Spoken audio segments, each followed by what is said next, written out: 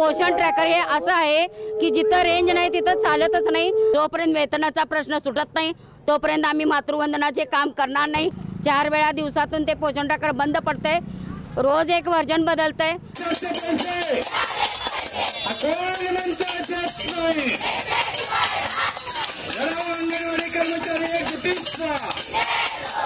करायचं काय, अशा सरकारचं करायचं काय? मानधन नको, मानधन नको। निवडणुकीपूर्वी अंगणवाडी कर्मचाऱ्यांना आश्वासन देऊन अंगणवाडी मदत वाढे, मोबाईल रिक्षाचे पैसे कोण म्हणतात नाही। अंगणवाडी कर्मचारी एकजुटीचा हम सब हमारी जान।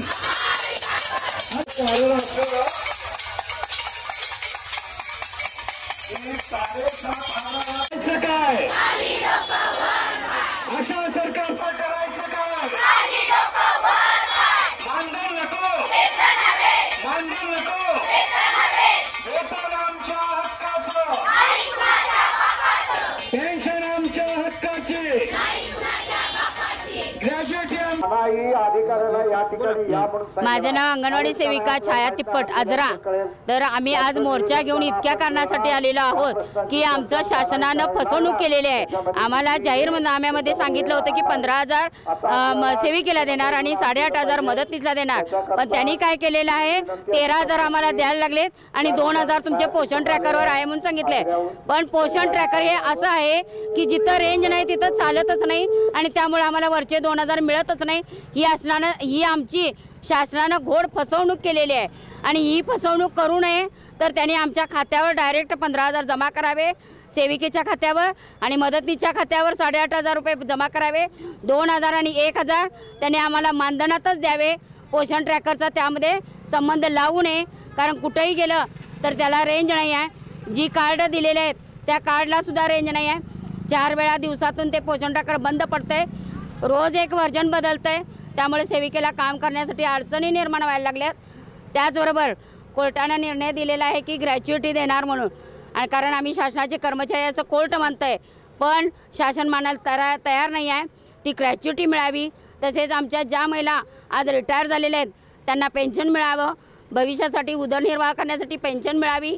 त्याचबरोबर आज इंधनाचे दर इतके भडकलेले आहेत, सिलेंडर इतकं मागलेलं आहे आणि फक्त 65 पैशामध्ये शासन आम्हाला आहार बी शिजवा आणि नाश्ता बी द्या असं म्हणत आहे। तर याचे दर वाढले पाहिजेत, किमान याचे दर वाढून आम्हाला हे मिळालेच पाहिजे। त्याचप्रमाणे आम्हाला उन्हाळ्यामध्ये सेविका आणि मदतनीस दोघींनाही सुट्टी मिळालीच पाहिजे। आम्ही कोरडा आहार वाटप करून लाभार्थ्यांचं पोषण कसं होईल हे आम्ही स्वतः पाहीन, पण आम्हाला दोघींनाही सुट्टी मिळालीच पाहिजे। त्याचबरोबर आणि आमचे महत्त्वाचे प्रश्न, मातृवंदना योजना जी आता आमच्यावर लादली जाणार आहे ती आम्हाला करायची नाही। जोपर्यंत वेतनाचा प्रश्न सुटत नाही तोपर्यंत आम्ही मातृवंदनाचे काम करणार नाही, त्या कामावर आम्ही बहिष्कार घालणार आहोत। ओके। अशाच नवनवीन अपडेट्ससाठी डिजिटल कोल्हापूर चॅनेलला सबस्क्राईब करायला विसरू नका। आमच्या फेसबुक, इन्स्टालाही नक्की फॉलो करा।